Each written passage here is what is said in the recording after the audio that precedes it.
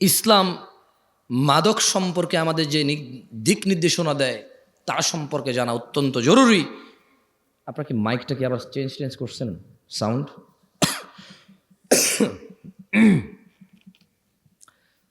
রাসূলুল্লাহ সাল্লাল্লাহু আলাইহি ওয়াসাল্লাম মাদক সম্পর্কে সতর্কবাণী উচ্চারণ করে বলেন, যে কোনো ধরনের নেশাজাত পানীয় হারাম। কোন ধরনের? এইগুলা বলিয়েন, ঠিক ব্যাঠিক জিজ্ঞেস করবো না, মানে এতক্ষণ তো কথা বলছি, এখন দুই একটা হাদিস পড়বো, আয়াত পড়বো, আপনাদেরকে জিজ্ঞেস করব।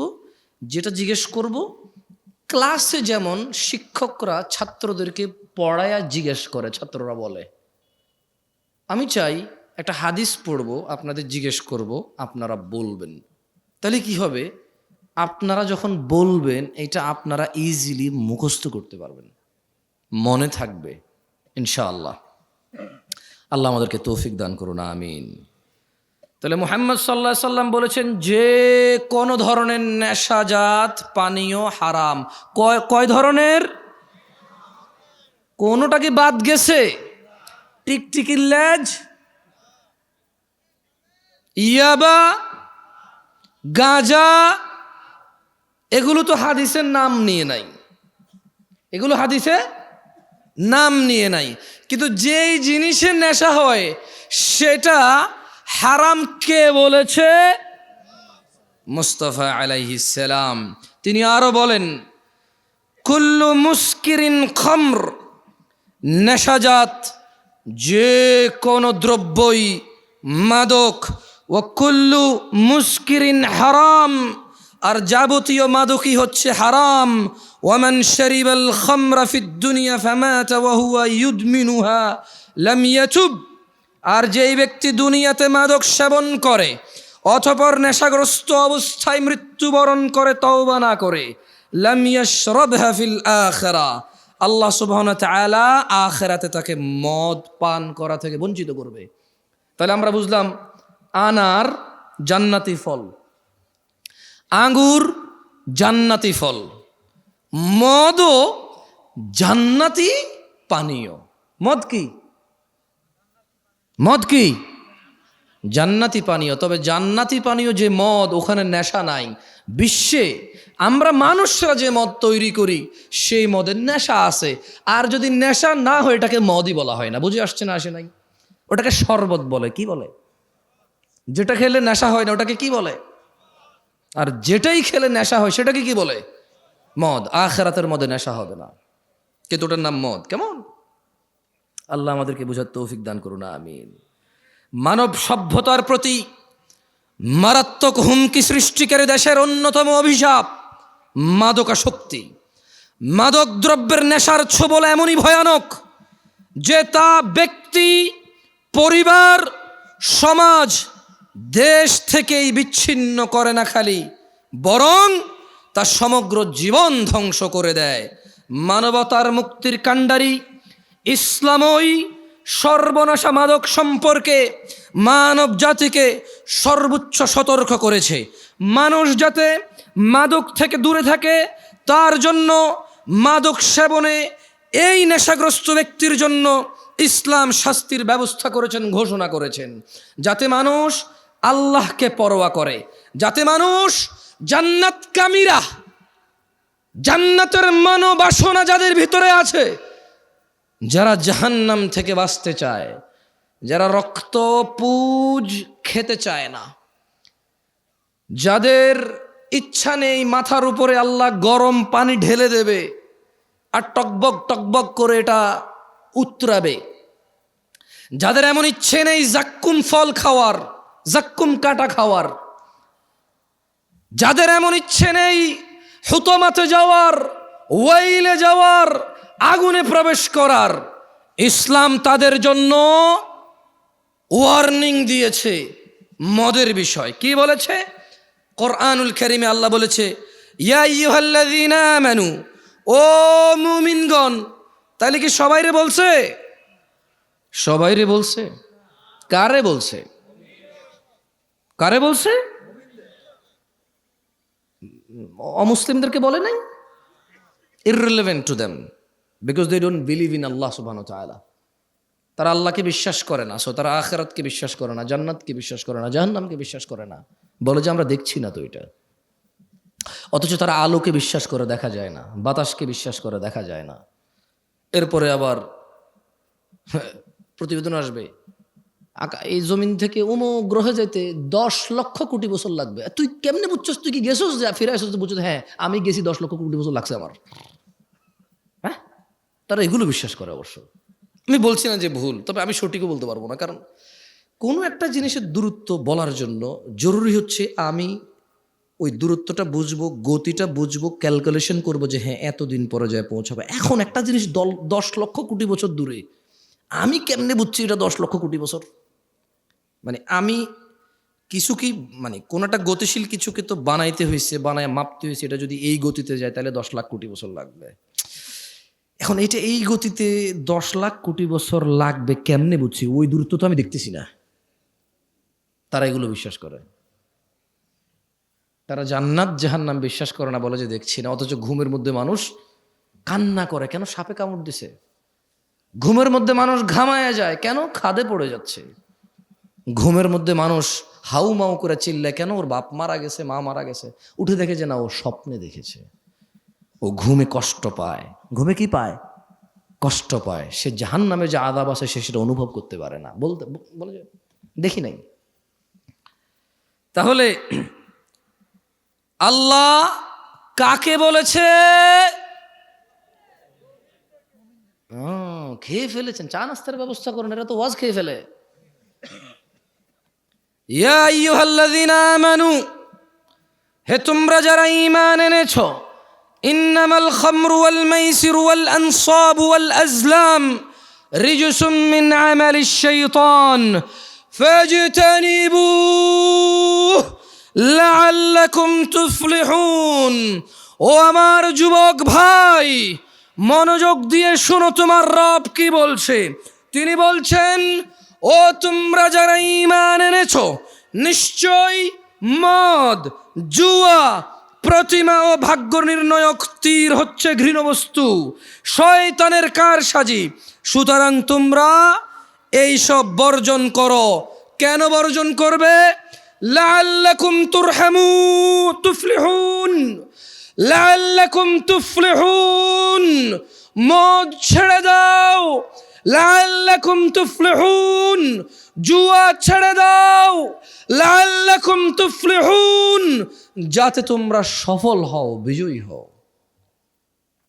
কোনো মানুষ মদ খেয়ে, নেশা করে অথবা জুয়া খেলে সফল হবে না, ইম্পসিবল। আল্লাহ সুবহানাহু ওয়া তাআলা বলেছে এটা, যে তোমরা মদ ছাড়ো, জুয়া ছাড়ো। কেন? লাআল্লাকুম তুফলিহুন, যাতে তোমরা সফল হতে পারো। আবু দারদা রাদিয়াল্লাহু আনহু থেকে বর্ণিত, তিনি বলেন, আমাকে আমার প্রিয় বন্ধু রাসূল সাল্লাল্লাহু আলাইহি ওয়াসাল্লাম এই মর্মে ওসিয়ত করেছেন, লা তাশরাবিল খামর ফাইন্নাহা মিফতাহু কুল্লি শারর। আবু দারদা রাদিয়াল্লাহু আনহু বলছে যে মুহাম্মদ সাল্লাল্লাহু আলাইহি সাল্লাম আমার বন্ধু আমাকে ওসিয়ত করেছে। কি করেছে? কি করেছে? আপনারা ঠিক বলতে বলতে অভ্যস্ত তো, ওইটাই খালি বলেন, অন্য কিছু আর বলেন না। কি করেছে? ওসিয়ত করেছে। আমার সাথে পড়েন হাদিসটা, বলেন আবু দারদা রাদিয়াল্লাহু আনহু থেকে বর্ণিত। না, জোরে বলেন, আবু দারদা রাদিয়াল্লাহু আনহু থেকে বর্ণিত। তিনি বলেন, আমাকে আমার প্রিয় বন্ধু রাসূলুল্লাহ সাল্লাল্লাহু আলাইহি ওয়াসাল্লাম এই মর্মে ওসিয়ত করেছেন, লা তাশরাবিল খামরা। ও আবু দারদা, তুমি কখনো মদ পান করিও না। ফাইন্নাহা মিফতাহু কুল্লি শারর, কারণ মদ, নেশা সকল অকল্যাণ, সকল খারাপ, সকল পাপের চাবিকাঠি। বুঝছেন না বুঝেন নাই? মানে একজন মানুষ যদি নেশা করে, এই পৃথিবীতে আর এমন কোনো খারাপ কাজ নাই যেটা তার দ্বারা সম্ভব না। এটা কি আমি বলছি? আবু দরদা রাদিয়াল্লাহু আনহু বলছে, ওনাকে ওসিয়ত করেছে কে? আবার খাইছে, আর একটু যা নাস্তা দেন এদেরকে। ওসিয়ত করেছে কে? মুস্তাফা আলাইহিস সালাম। ওসিয়ত করেছে কে? রাহমাতাল লিল আলামিন কে?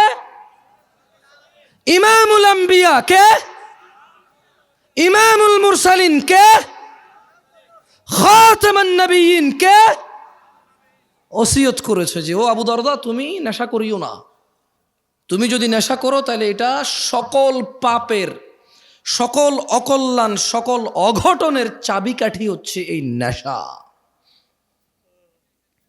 তাইলে ছোট্ট একটা গল্প বলি বনি ইসরাইলের। কেমন? আল্লাহ নবী সাল্লাল্লাহু আলাইহি ওয়াসাল্লামও বলেছে যে তোমরা বনি ইসরাইলের গল্প বলো, তবে মিথ্যা বলিও না। কি বলিও না?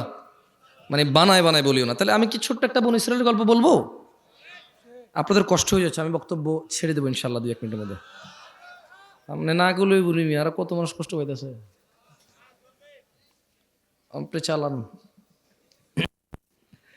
পারবো না এত বেশি চালাইতে। বেশি চালাইলে পরে ডাইরেক্ট 120 গতিতে মারলে 30-40 পিছিয়ে এসে মেরে দিবে গাড়ি। একদা বনি ইসরাইলের জৈনিক রাষ্ট্রপতি, মানে একজন সরকার প্রধান বা রাজা,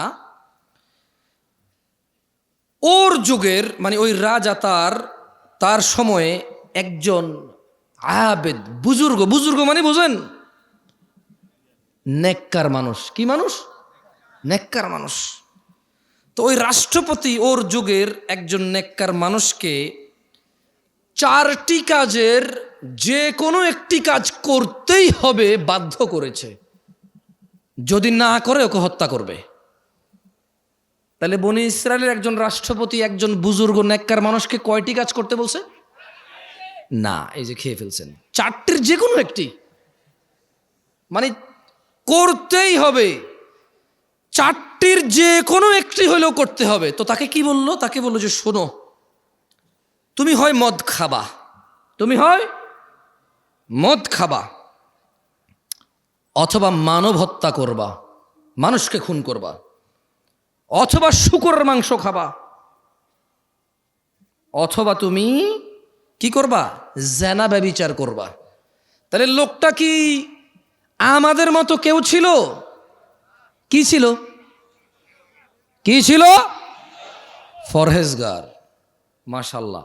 তাহলে ঠিক আছে, এবার ওয়াজ শুনতেছেন আপনারা। মাশাল্লাহ, তাবারাকাল্লাহ। শেখ আব্দুল্লাহকে নিয়ে আসেন, আমি কিছুক্ষণের মধ্যে ছেড়ে দেবো, তো ওনাকে নিয়ে আসেন। তাহলে লোকটা ফরেজগার ছিল, ওকে কয়টা জিনিসের যে কোনো একটা করতে বাধ্য করেছে? 4টার। 1 নেশা, কি? 2 হত্যা, 3 ব্যভিচার, 4 শূকরের মাংস। এখন ওকে বলছে যে তুমি যে কোনো একটা হইলেও করতে হবে, নাহলে তোমাকে হত্যা করা হবে। তো ওই বুজুর্গ চিন্তা করলো শূকরের মাংস কিভাবে খাই, মানুষ কিভাবে হত্যা করি। না, এটা এখানে লেখা নাই। বুজুর্গ হয়তো 4টার মধ্যে বাধ্য ছিল। ওকে ওর রাষ্ট্রপতি বলতেছে যে তুমি এটার যে কোনো একটা করতেই হবে। তো জীবন বাঁচানোর জন্য নির্বাচন করেছে মদকে। মানে শূকরের থেকে ইজি না? আর মুসলমানদের মধ্যে কে কে হাত তোলেন তো, কে কে শূকর খাইছেন? এ পুরো গ্রামে মুসলমান সমাজে শূকর জবাই হয়? গাঁজা পাওয়া যায় কি না? হ্যাঁ, দেখছেন ওই বুজুর্গরও একই অবস্থা হয়েছিল। আর হাসতেছে, আবার হাসতেছে, এরা কমেডি বুঝবে। আরে ভাই, একটু বিবেচনা দিয়ে চিন্তা করেন না। আপনি যেরকম নেশাকে শূকরের চাইতে ভালো মনে করেন, মানে শূকর এতটাই আমরা ঘৃণা করি, আলহামদুলিল্লাহ, আল্লাহর প্রশংসা, প্রপার আমরা এই সমাজে এটা দেখি না। আছে সুদখোর পর্যন্ত শূকর খায় না। সুদ খাওয়া কি? শূকর খাওয়া কি? শূকর খাইলে গুনাহ কার লগে? সুদ খেলে গুনাহ আল্লাহর লগেও মানুষের লগেও। সুদের গুনাহ মাপ পাওয়া বেশি কঠিন। ঘুষ খাওয়া কি? শুকর খাওয়া কি? শুকর খেলে কার সাথে গুনাহ? আর ঘুষ খেলে কার কার সাথে গুনাহ? আল্লাহ এবং মানুষের সাথে। মানুষের হক খাইছে সে, আমি বুঝাইতে পারি নাই। তো এই দেশে ঘুষখোর আছে? মুসলমান ঘুষখোর আছে? মুসলমান শুকুরখোর আছে? মুসলমান মদখোর আছে? মুসলমান শুকুরখোর আছে? নাই। তো আপনি হয়তো চিন্তা করবেন যে ওই লোক যদি এত ফরজগার হয় তাহলে সে মদ নির্বাচন করলো কেন? কারণ বস্তুত মদ, শুকর অথবা হত্যা, ব্যভিচারের চাইতে নর্মাল মনে হয় মানুষের কাছে। এটা মানুষের কাছে মনে হয়। কার কাছে মনে হয়? আপনাকে একটা কথা বলি, মনে হওয়ার কারণ আছে। যে অপরাধটা যত বেশি ভয়ানক, শয়তান ওইটাকে তত সহজ করে, তত সুশোভিত করে তুলে দেখায়। বুঝছেন? তো ওই ফরেজগার লোক কি নির্বাচন করেছিল? মদ নির্বাচন করেছে। পরিশেষে উক্ত ব্যক্তি বাধ্য হয়ে মদ পানকে সহজ মনে করে তা করতে রাজি হলো। কিন্তু যখন সে মদ খেলো, মদ খাওয়ার পর সে সম্পূর্ণ মাতাল হয়ে বাকি 3টা কাজও সে করছে। কারণ মদ খেলে বিবেক চলে যায়। মদ খেলে কি চলে যায়? তো যখন সে সহজ মনে করে মদ খেলো, নেশাগ্রস্ত মাতাল হয়ে জেনাও করছে, শুকরও খাইছে। আল্লাহ তাআলা আমাদেরকে বুঝার তৌফিক দান করুন। আমি যে একটু আগে বলেছি যে যেই অপরাধটা যত বড়, মানুষের জন্য যত ধ্বংসশীল, শয়তান এটাকে তত কি করে দেখায়? সুন্দর করে দেখায়। দেখেন আল্লাহ কি বলে কোরআনুল কারীম, আউযু বিল্লাহি মিনাশ শাইতানির রাজিম। ইন্নামা ইউরিদুশ শাইতান إنما يريد الشيطان أن يوقع بينكم العداوة والبغضاء في الخمر والميسر ويصدكم عن ذكر الله وعن الصلاة فهل أنتم মুনতাহুন। নিশ্চয়ই শয়তান মদ জুয়ার দ্বারা, নিশ্চয়ই ইন্নামা ইউরিদুশ শাইতান, নিশ্চয়ই শয়তান চায় মদ জুয়ার দ্বারা তোমাদের মধ্যে পারস্পরিক শত্রুতা বিদ্বেষ ঘটাতে এবং তোমাদের আল্লাহর স্মরণ ও নামাজ থেকে বিরত রাখতে। নিশ্চয় শয়তান কি চায়? মদ জুয়ার মাধ্যমে নিজেদের মধ্যে ভেজাল পাকাই দিতে এবং সলাত থেকে দূরে রাখতে এবং আল্লাহর স্মরণ থেকে দূরে রাখতে। তবু কি তোমরা, আল্লাহ বলছে যে ফাহাল আনতুম মুনতাহুন, ও এই এলাকার নাম কি? হ্যাঁ, তেঘরা বিরল। ছোট অংশ বিরল নাকি বড় অংশ বিরল? আর তেঘরা কি? তেঘরা কি? আরে বাপরে, মাশাআল্লাহ, গ্রাম এত বড় হয়? ঘন বসতি ভাই আপনাদের দিকে। মাশাআল্লাহ মাশাআল্লাহ তাবারাকাল্লাহ। তাইয়্যিব, তাইলে সূরা আল মাইদা আল্লাহ বলছে যে ইন্নামা ইউরিদুশ শাইতান, শয়তান চায় আন ইউকিআ বাইনাকুমুল আদাওয়াতা ওয়াল বাগদাআ ফিল খামরি ওয়াল মাইসির। শয়তান চায় তোমাদের মধ্যে মদ আর জুয়ার মাধ্যমে পরস্পরে বিদ্বেষ, শত্রুতা লাগায় রাখতে। ওয়াসুদ্দাকুম আন যিকরিল্লাহ, এবং সে চায় তোমরা আল্লাহর স্মরণ ভুলে যাও। ওয়া আনিস সালাহ, শয়তান চায় তোমরা নেশার জুয়ার বলিবশত হয়ে নামাজ থেকে বিরত থাকো।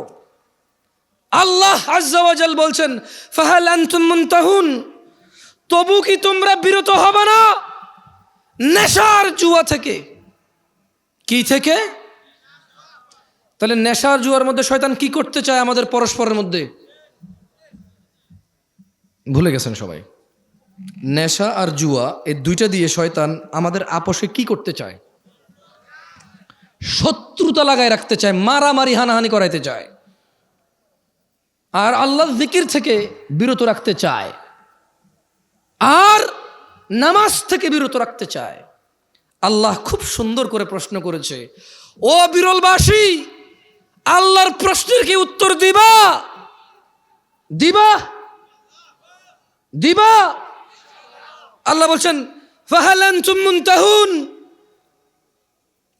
এই মদ জুয়া ছেড়ে দিয়ে নিজেদের শত্রুতা থেকে মুক্ত হয়ে আল্লাহর শরণে ফিরে এসে সালাতে ফিরে আসবা।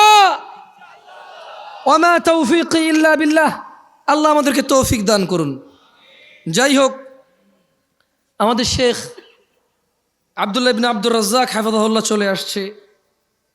আমি অনুভব করি মন থেকে আমার কথা বলা এবং ওনার কথা বলা দুইটা কথা হলেও ওনার কথা বলায় আমার কথা বলার চাইতে বেশি জ্ঞান প্রচার এবং প্রসার পায়, এটা আমি মনে প্রাণে বিশ্বাস করি। সেজন্য আমি জ্ঞানকে অগ্রাধিকার দেব, বুদ্ধিমত্তাকে অগ্রাধিকার দেব, দিয়ে আমি আমার বক্তব্য বেশি লম্বা করব না, 2-3 মিনিটের মধ্যে শেষ করে দেবো ইনশাআল্লাহুল আজিজ। মাদকের বিস্তার কিয়ামতের আলামত। ভাই আমার, ঘুষ, সুদ, চুরি, ডাকাতি, দুর্নীতি করে এই সম্পদের পাহাড় কার জন্য? সন্তানের জন্য। তোমার সন্তানের উপরে আসমানটা ভেঙে পড়বে, এই জমিনটা ফেটেও ধসে যাবে, কারণ তুমি টাকার বলিবশত হয়ে, ক্ষমতার বলিবশত হয়ে, উদাসীনতায়, শারীরিক আনন্দে তুমি ভুলে গেছো আনাস ইবনে মালিক রাদিয়াল্লাহু আনহু قال। আনাস ইবনে মালিক রাদিয়াল্লাহু আনহু থেকে বর্ণিত, তিনি বলেন قال রাসূলুল্লাহ সাল্লাল্লাহু আলাইহি ওয়াসাল্লাম, আল্লাহ রাসূল সাল্লাল্লাহু আলাইহি ওয়াসাল্লাম বলেছেন, মিন আশরাতিস সাআতি আন ইউরফাআল ইলম, কিয়ামতের আলামত হচ্ছে, কিয়ামতের আলামতের অন্যতম আলামত হচ্ছে ইলম উঠে যাওয়া, ওয়ায়াসবুতাল জাহল, মূর্খতা প্রতিষ্ঠিত হওয়া, ওয়ায়ুশরাবাল খামরু ওয়ায়াযহারাজ জিনা। মানে কিয়ামতের অন্যতম আলামত হচ্ছে ইলম উঠে যাবে, মূর্খতা প্রতিষ্ঠিত হবে, মদ পান ও জিনা ব্যভিচার প্রচার হবে, ব্যাপক হবে, বৃদ্ধি পাবে। তো জিনা ব্যভিচার আর নেশা করে যে তুমি কিয়ামতকে নিয়ে আসবা, এই সম্পদ, এই সুন্দর বাড়ি গাড়ি, সন্তান তো ভোগ করতে পারবে না, ওর উপরে তো পাথরের বৃষ্টি হবে, ওর উপরে তো জমিন, ওর নিচে তো জমিন ধসে যাবে, ও তো ওর গোষ্ঠী শুদ্ধ উদ্ধার হয়ে যাবে। ভাই, সো নিজের সন্তানের কথা চিন্তা করো। এই পৃথিবীতে কিয়ামত ডেকে আনার তো দরকার নাই। আল্লাহ যেই অন্যায়গুলো করলে পৃথিবীকে আর টিকায় রাখবে না, সেই অন্যায়গুলো থেকে আল্লাহ আমাদেরকে বিরত হওয়ার তৌফিক দান করুন। এই পৃথিবীতে আমরা আমাদের সন্তান সন্ততি সহ আল্লাহর ইবাদত করে, আল্লাহকে সন্তুষ্ট করে, আল্লাহর সন্তুষ্ট চিত্তে আল্লাহর সাথে সাক্ষাৎ করার আল্লাহ তাআলা আমাদেরকে তৌফিক দান করুন। আমি আল্লাহ সুবহানাহু ওয়া তাআলার কাছে এই ফরিয়াদ করি, আমার ভাইদের সর্বশেষ একটি হাদিস শুনিয়ে আমি আমার বক্তব্য শেষ করব। ভাই আমার, তোমরা যারা নেশার সাথে জড়িত আছো, তোমাদেরকে বলি, জাবের রাদিয়াল্লাহু আনহু থেকে বর্ণিত একটি হাদিস, রাসূল সাল্লাল্লাহু আলাইহি সাল্লাম বলেছেন, যারা দুনিয়াতে নেশা করবে তাদেরকে আখিরাতে আল্লাহ সুবহানাহু ওয়া তাআলা জাহান্নামীদের শরীরের পচা, গলা, পুজ, ঘাম পান করানোর বিষয়ে তিনি সুবহানাহু ওয়া তাআলা প্রতিশ্রুতি দিয়েছে। যারা নেশা করবে, নেশাখোরদের আখিরাতে আল্লাহ সুবহানাহু ওয়া তাআলা জাহান্নামীদের পচা, গলা, পুজ, ঘাম খাওয়াবে। আল্লাহ তাআলা আমাদেরকে এই আযাব সম্পর্কে হৃদয়ে অনুভূতি দিয়ে ওনার কাছে বিগত দিনের বিষয়গুলোর জন্য ক্ষমা চেয়ে ওনার দরবারে আল্লাহ সুবহানাহু ওয়া তাআলা আমাদেরকে ওনার সাথে সাক্ষাতের তৌফিক দান করুন। আমিন। আকুলু কওলি হাযা ওয়াস্তাগফিরুল্লাহ লি ওয়া লাকুম ওয়া লিসাইরিল মুমিনিনা ওয়াল মুমিনাত ফাস্তাগফিরু ইন্নাহু হুয়াল গফুরুর রহিম। আমি আল্লাহর কাছে দোয়া করি, আল্লাহ তাআলা আমাকে ক্ষমা করুন এবং আপনাদেরকে ক্ষমা করুন। আপনারাও আল্লাহর কাছে দোয়া করিয়েন, আল্লাহ আপনাদের ক্ষমা করুক এবং আল্লাহ আমাকে ক্ষমা করুক। সুবহানাকা আল্লাহুম্মা ওয়া বিহামদিকা আশহাদু আল্লা ইলাহা ইল্লা আনত আস্তাগফিরুকা ওয়া আতুবু ইলাইক। ওয়াসসালামু আলাইকুম ওয়া রাহমাতুল্লাহি ওয়া বারাকাতুহু।